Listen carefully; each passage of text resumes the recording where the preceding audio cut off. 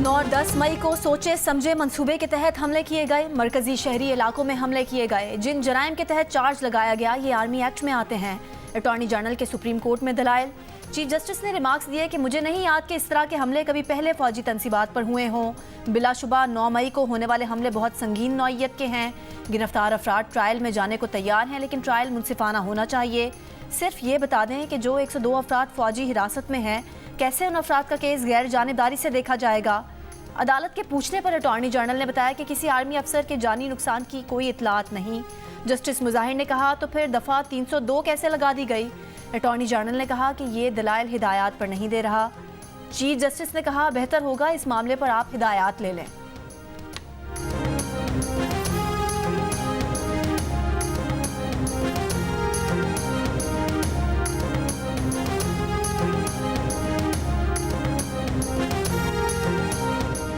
District and session court Islamabad में खातून जज धमकी केस। चेयरमैन पीटीआई ने अदालत में खड़े होकर मुआफी मांग ली। कहा कि वो खातून जज की अदालत गए और कहा कि उनके बयान से किसी की दिल आजारी हुई तो वो उस पर मुआफी मांगते हैं। उन्होंने कहा जो कहा उस पर जज साहिबा से भी मुआफी मांगते हैं। अगर उन्होंने लाइन क्रॉस की है तो वो मुआफी मांगते हैं।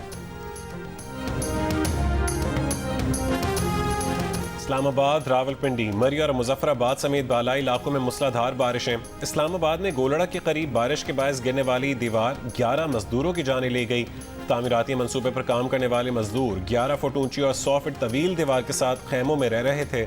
मरने वालों की उम्रें 19 से 36 साल के दरमियान है। थाना खन्ना में भी दीवार गिरने का वाकया, 11 साल की बच्ची जाँ बहक। रावलपिंडी में 190 मिलीमीटर से ज्यादा बारिश। नाला लई की सतह खतरनाक हद तक बुलंद होने पर सायरन बजा दिए गए। कटारी और गवाल मंडी से शहरियों को इनखला की हिदायत। इस्लामाबाद इलेक्ट्रिक सप्लाई कंपनी के 40 से ज्यादा फीडर्स पर ट्रिपिंग और फॉल्ट रिपोर्ट। बिजली की फरहमी मुतासिर।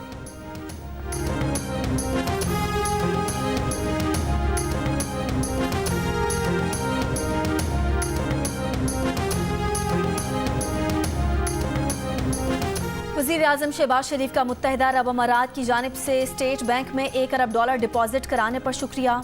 मुत्तहिदा अरब अमारात के सदर शेख मोहम्मद बिन ज़ैद अल नहयान को टेलीफोन पर वज़ीर आज़म ने कहा कि यूएई ने मुश्किल वक्त में बर वक्त मदद की। यूएई की मदद से IMF के स्टैंड बाई एग्रीमेंट को तय करने में बड़ी मदद मिली। सदर यूएई ने कहा कि ब्रादर पाकिस्तान की मदद करना हमारे मुल्क की जिम्मेदारी थी। उन्हें एतमाद है कि वज़ीर आज़म शहबाज शरीफ पाकिस्तान में एक बड़ी तब्दीली लाएंगे। वज़ीर आज़म के यूएई के सदर को पाकिस्तान के दौरे की दावत। गैर मुल्की सरमायाकारी को हर कदम पर सहूलत फराहम करने की यकीन दहानी।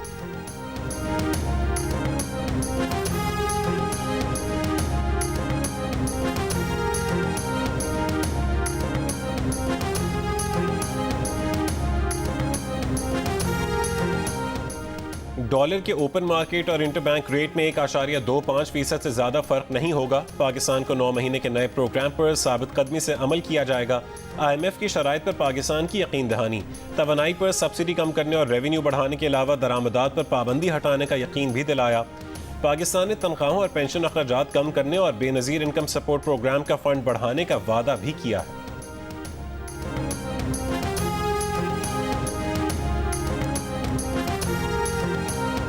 माहिरीन और डॉक्टर्स ने मर्दों की सेहत को पाकिस्तान में सबसे ज़्यादा नज़रअंदाज किया जाने वाला शोबा करार दे दिया।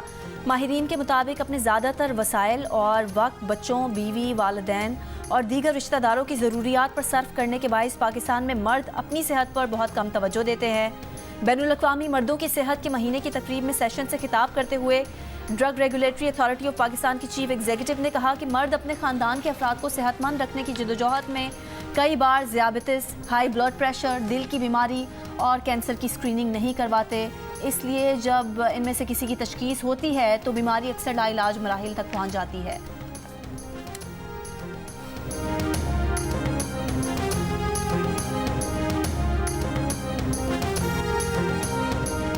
एशिया कप क्रिकेट में पाकिस्तान और भारत का मैच 2 सितंबर को श्रीलंका के शहर कैंडी में खेला जाएगा।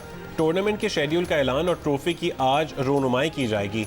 एशिया कप का आगाज 30 अगस्त से होगा। ज़राए के मुताबिक इफ्तिताही मैच पाकिस्तान और नेपाल के दरमियान मुल्तान में खेला जाएगा। पहले मरहले के 3 मैचेस लाहौर में होंगे।